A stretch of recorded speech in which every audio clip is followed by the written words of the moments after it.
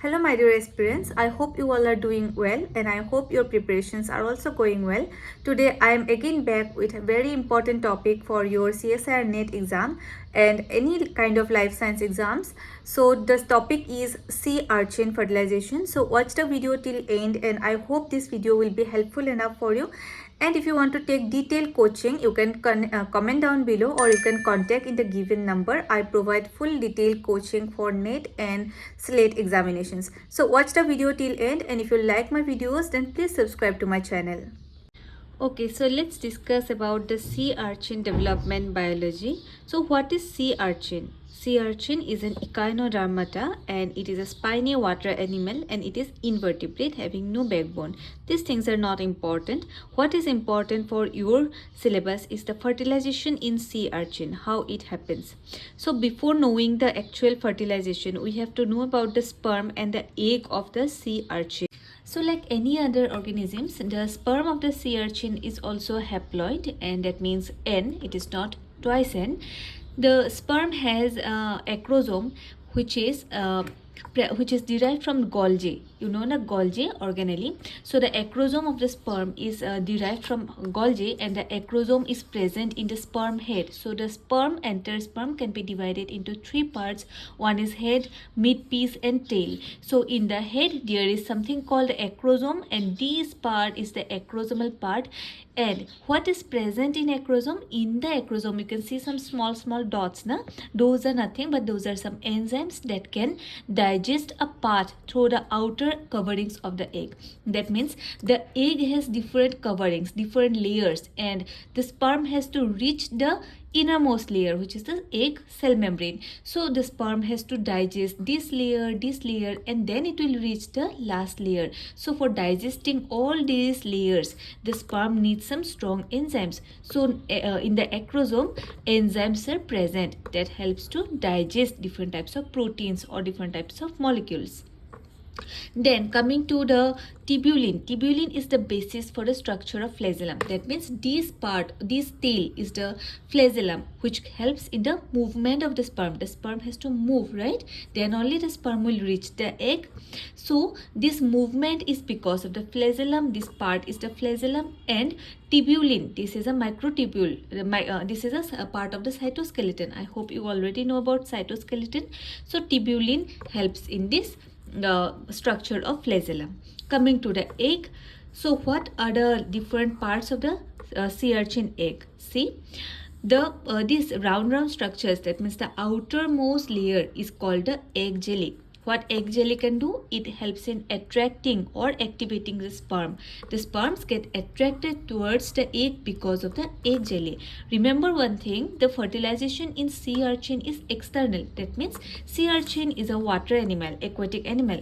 So the sea urchin will release the egg in water and sea urchin will release the sperm also in water. So in the water only the egg will attract the sperm. Which part of the egg? The egg jelly of the egg will attract the sperm. These things I'll discuss little bit later.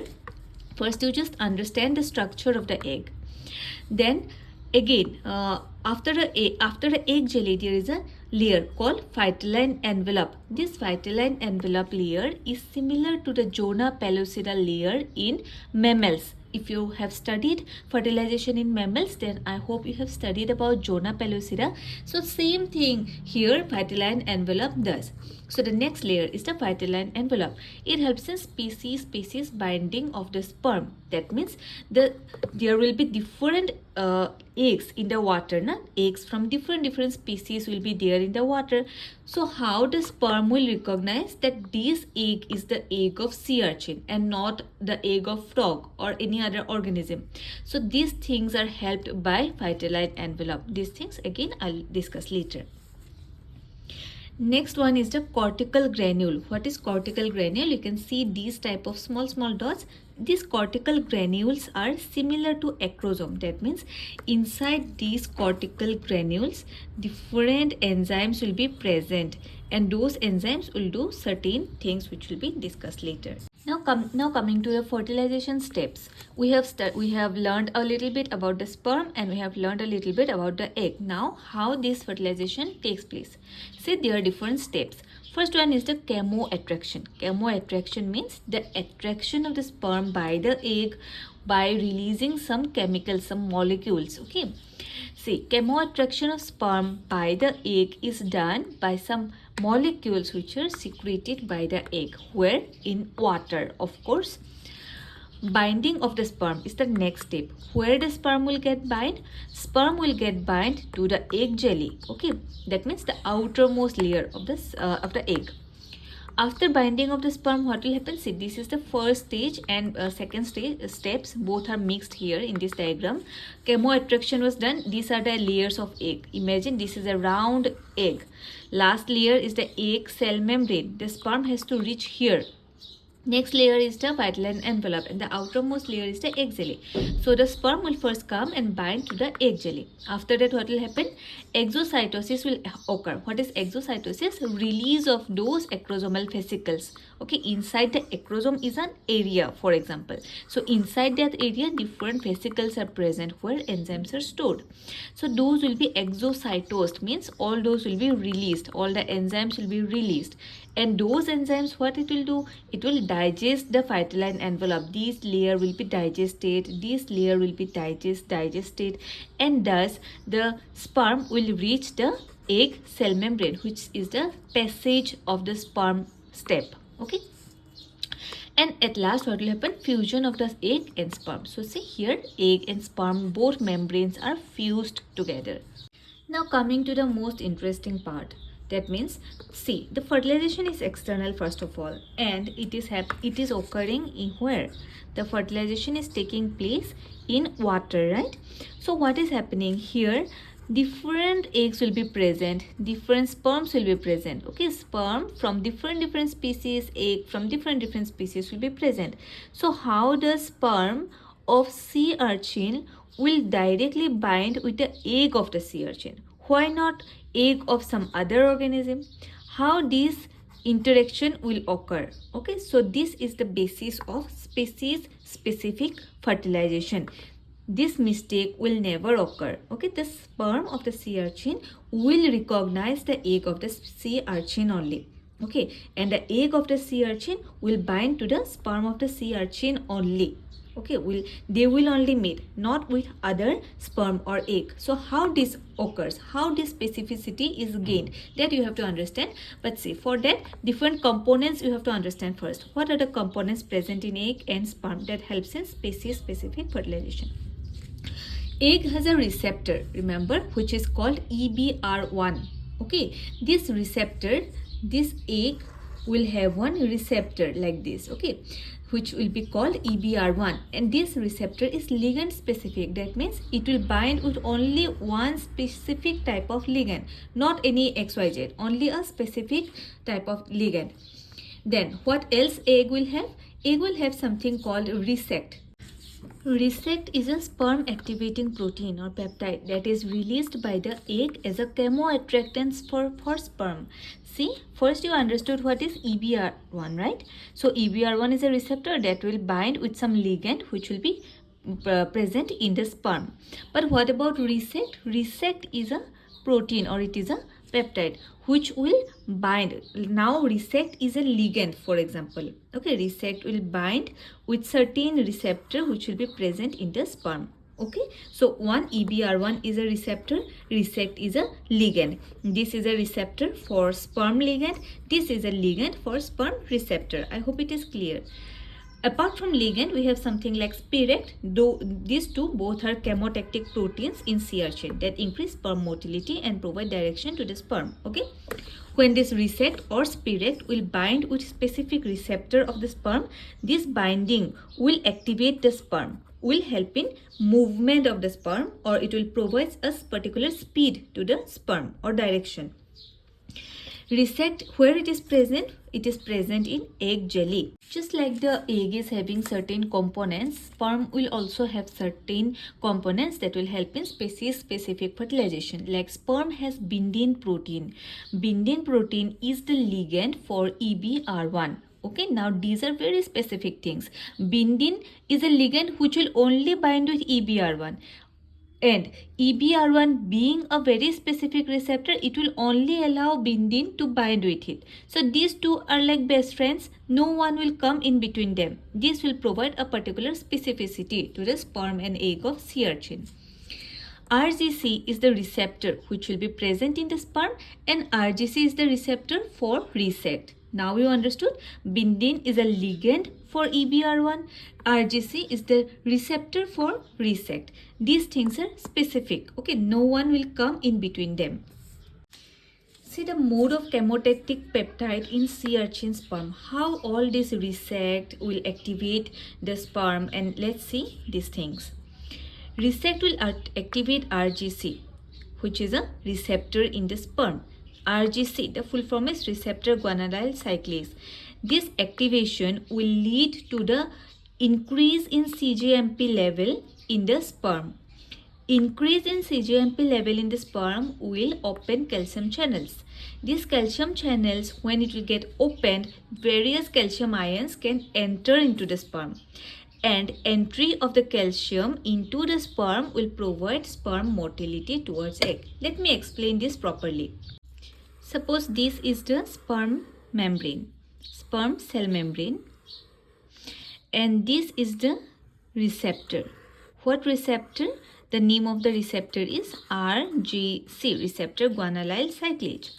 So when suppose this is the egg, okay, and remember egg, the size of the sea urchin egg is too larger than the size of the sperm. Anyway, suppose this is water, ocean, so this egg will release something called resect, okay. So this resect is a peptide, it is a protein. So this resect will act like a ligand for this receptor RGC. This is the receptor present in the sperm. So this resect will come and bind to the RGC. Upon this binding, what will happen? This RGC will now get activated properly. And then what will happen? This RGC will make cGMP. Okay, cGMP. It is a secondary messenger. cGMP will be made from GTP. Okay, I hope you know all these things if you have studied cell signaling, and if you want to learn all these things, I have some cell signaling videos in this channel only, you can go and visit. Anyway, this cGMP, what it will do, it will open some calcium channels. Okay, these are some calcium channels, for example, these calcium channels, okay, these calcium channels will be opened by cGMP. As a result, what will happen? Calcium will enter to the sperm. Okay, calcium will enter, not just one, many calcium ions will enter into the sperm. Okay, now the sperm has a lots of calcium ions inside it. Now what this calcium will do? This will increase sperm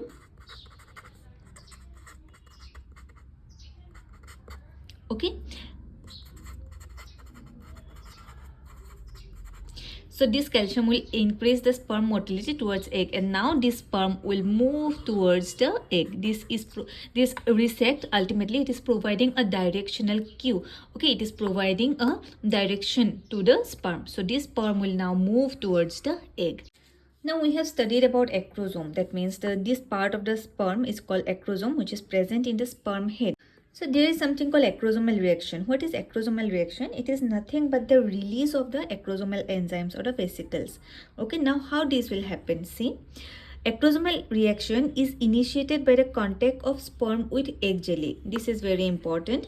So this process starts when the sperm will come in contact with the egg jelly, which is the outermost layer. Of course, na, when the sperm will bind to egg jelly, then acrosomal reaction will occur, and then only sperm can break the egg jelly, break the vitelline envelope, and then reach the cell membrane. Anyway, this contact of the sperm with the egg jelly will cause exocytosis of the sperm's acrosomal vesicle. Exocytosis I have already explained. First, see, here bindin proteins are stored.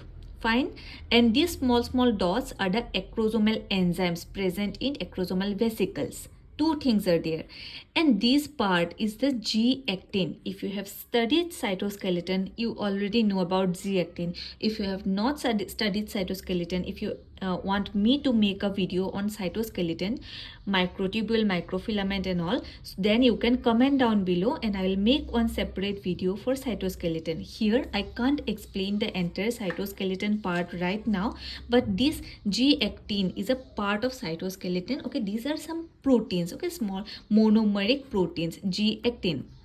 Now what will happen, see, after this contact of the sperm with the egg jelly, what will happen, this G-actin will get polymerized. Imagine G-actin is a monomer like this. When G-actin will polymerize, when they will come together, many G-actin, when it will come together, then it will make one actin microfilament, a long filament, actin microfilament. Okay, and why it is important? First, see how this G-actin is converted to F filament. This is done after polymerization of G-actin by rho B. Okay, these are very specific things important for CSIR net. Rho B is a protein that is connecting each and every G-actin together and making a polymer. Okay, polymer is called a microfilament. This is done by rho B. And who activated rho B? The calcium that was entering. You remember how calcium was entering to the sperm? So those calcium were activating rho B protein. Rho B protein was converting G-actins into a actin microfilament, into an active state, for example. Now why this is polymerization is important? See how it is working. Suppose here monomeric G-actins are there, were there. Now these monomeric G-actins have now become a microfilament, a polymer, a long filament by binding with each other. This will extend outwards like this. Okay, this will now extend outwards like this, but it was not possible to extend when it was in a monomeric G-actin form. When it became polymer, when it became actin microfilament, now it is extending out like this. This extension is doing two works.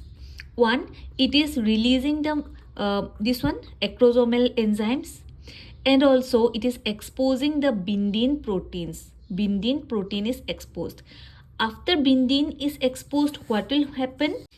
Because bindin is a ligand for bindin protein from the sperm is now exposed. Okay, is now exposed, but it is not secreted or it is not released. Remember, it is still bound to the sperm. So now what will happen? Here we have the egg, and egg will have certain receptor for binding with bindin. I hope you remember. This receptor is nothing but the EBR1 receptor. This receptor will now bind with bindin. Okay, this is a species specific binding. One more thing you have to know, acrosomal reaction is actually initiated by some sulfate containing polysaccharides. Okay, those sulfate containing polysaccharides are present in egg jelly. That's why it is called that acrosomal reaction is started or initiated in the egg jelly, when sperm reaches the egg jelly. Why? Because egg jelly contains sulfate containing polysaccharides, and those polysaccharides will help in activating the acrosomal reaction. Okay.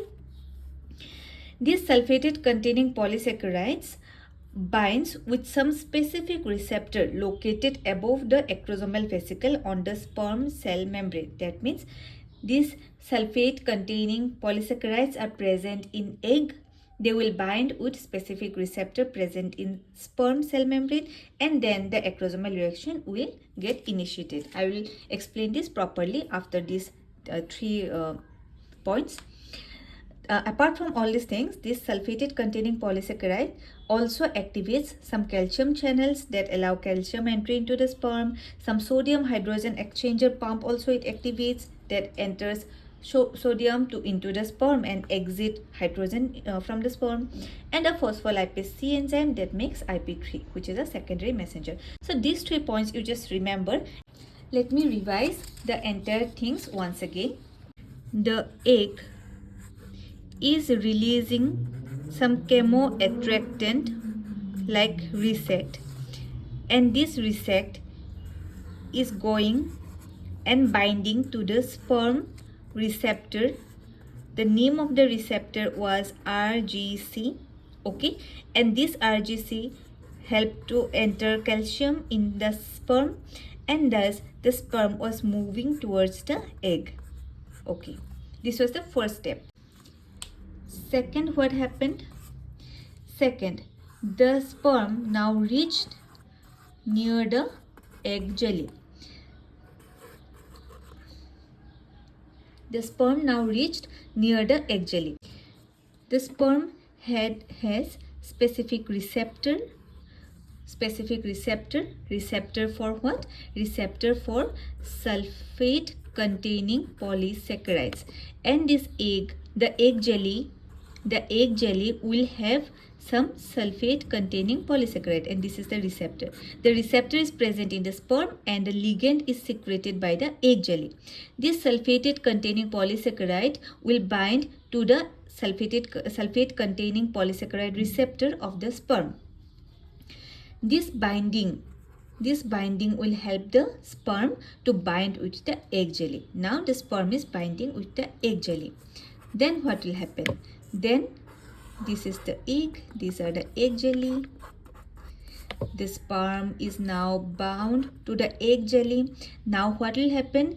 Acrosomal reaction will happen. Okay, as a result of acrosomal reaction, what will happen? Suppose this is the egg, this is the EBR1 receptor. Okay, first, okay, listen. As a result of the acrosomal reaction, this egg jelly will be broken, and now the sperm has reached the vitelline envelope. This EBR1 receptor is present. This sperm will have bindin protein, which will be now exposed after the acrosomal reaction. This bindin will bind with the EBR1, and thus after all the later processes will be done, the sperm will now get a passage through the vitelline envelope, and then the sperm will reach the cell membrane and fusion will be done. So the steps are: first binding is resect plus RGC. Second binding, resect is a ligand, RGC is a receptor. Second binding is sulfate containing polysaccharide ligand plus sulfate containing polysaccharide receptor, which is the receptor. The third one is the EBR1 receptor and the bindin ligand. So these are present in the sperm and these are present in the egg. I hope it is clear. So this is how the species-specific fertilization will take place in the sea urchin egg and sea urchin sperm. So this was it. I hope you have understood the topic very well, and if you have not understood any specific point, then you can comment down below. So I hope the video was helpful enough. Bye guys, take care.